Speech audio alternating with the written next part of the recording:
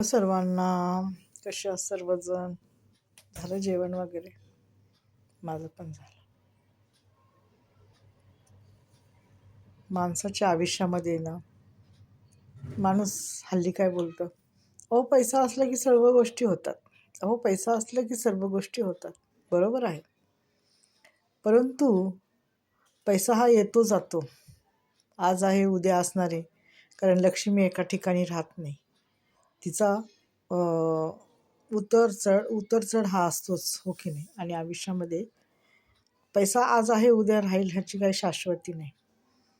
परंतु प्रेमाची माणसं आयुष्यामधून कमी होता कामा नये.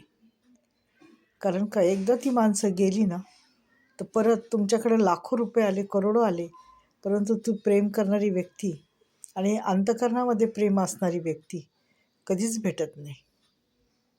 मग तुम्ही तिथे किती पण पैसेवाले असू द्या आणि कितीही काही असू द्या, पण एकदा जर प्रेम करणारी व्यक्ती किंवा प्रेम करणारी माणसं आपल्यापासून लांब झाली म्हणजे आयुष्य किती हे होतं, म्हणजे निराश होतं, आयुष्यामध्ये काही राहत नाही. मग तुम्ही किती संसू देऊ द्या, कितीही तुम्ही डामडौल असू द्या, परंतु त्या माणसाची कमी ही हमेशा माणसाच्या आयुष्यामध्ये राहते. एवढं मात्र खरं आहे. आता काय काय म्हणतील की नाही आम्ही तर मस्त खुशीत आहोत, मजेत आहोत. असताल, कारण का तुमच्या आजूबाजूची अजून प्रेमाची माणसं कमी झालेली नाही आहेत. ज्या दिवशी तुमच्या जीवनातील आजूबाजूची प्रेम करणारी माणसं कमी होतील ना, त्यावेळेस तुम्हाला नक्कीच अनुभव येईल.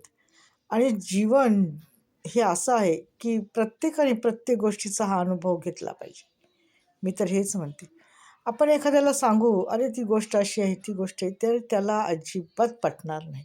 परंतु जेव्हा त्या गोष्टीवरचा त्याला अनुभव येईल, ती गोष्ट त्याला सहन करावी लागेल किंवा त्या गोष्टीतून त्याला जावं लागेल, तेव्हाच त्या गोष्टीचा त्याला खरा अर्थ कळतो. आणि मग माणूस म्हणतो अरे नाही, बरोबर सांगत होते किंवा बरोबर होतं त्यांचं. आणि आज मला माझ्या जीवनात पैसा भरपूर आहे, परंतु माझ्यावर प्रेम करणारी किंवा माझ्याशी प्रेमाने राहणारी माणसं माझ्या अवतीभोवती नाही आहेत. मग ही सल माणसाच्या मनात कायम राहते आणि कायम असते. एवढं मात्र नक्की आहे आणि खरं आहे. धन्यवाद.